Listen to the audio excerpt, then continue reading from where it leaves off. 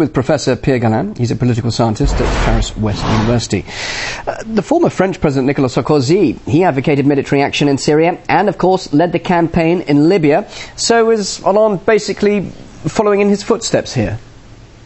Well, usually there's great continuity between the right and the left in terms of foreign policy. But here, I think what Hollande said yesterday is quite different, because he said he did not exclude military intervention if he got the go-ahead from the UN Security Council, knowing full well that both Russia and China are not on the same line as the three Western powers involved in this dispute. So it's a bit more subtle, and I don't think right now, but of course it could still change, is exactly on the same track as for Libya, which turned out to be a disaster, and now there's chaos and no one or hardly anyone talks about it.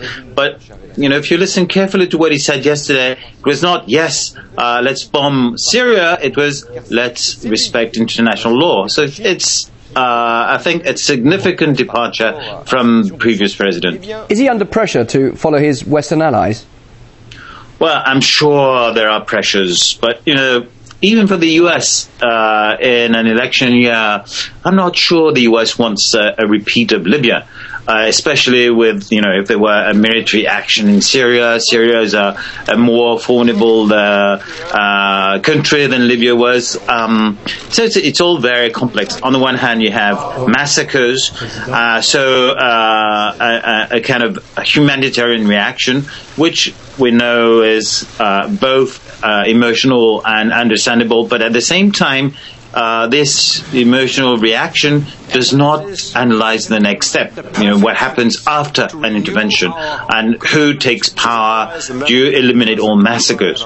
Now, in tonight's Le Monde, for example, there was an interview with the Brazilian foreign minister, and he said very sensible things. What you have to do is try to work with all the parties concerned to achieve some kind of dialogue within Syria. Possibly, you know, the anthem of this, if France can manage to work with Russia, is to eliminate the leader of Syria. I don't mean physically kill him, but manage to get him to step down so that all the parties can talk together. But yes, you know, there are many different sorts of pressures, but I think it's a bit too early to say France is going down the same path as for Libya.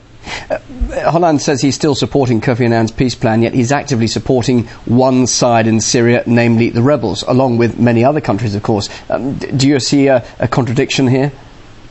Well, the opposition in Syria is complex. On the one hand, you have people who are religious. There are people who are close to Al-Qaeda. There are people who are genuinely the victims of the regime. So, yes, this is, you know, there's a kind of natural sympathy among the majority of the French population. But Hollande is a very cautious person. And what he said was denounced as being kowtowing to Russia and China, because basically by saying, I will not do anything that the Security Council does not approve of, is saying, well, it's an open door to discussion.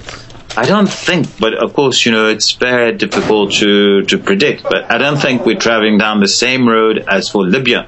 Although for Libya, maybe the socialists would have said yes at the time. But we now know that Libya did not produce democracy, you know, and this idea that you have a barbarian dictator, you intervene militarily, and then you have Swedish or Danish-type democracy is totally crazy. So I think things are very much in flux right now. Really interesting to hear your perspective. Thanks so much for your time. Professor Pierre Guerlain, political scientist at Paris West University. And later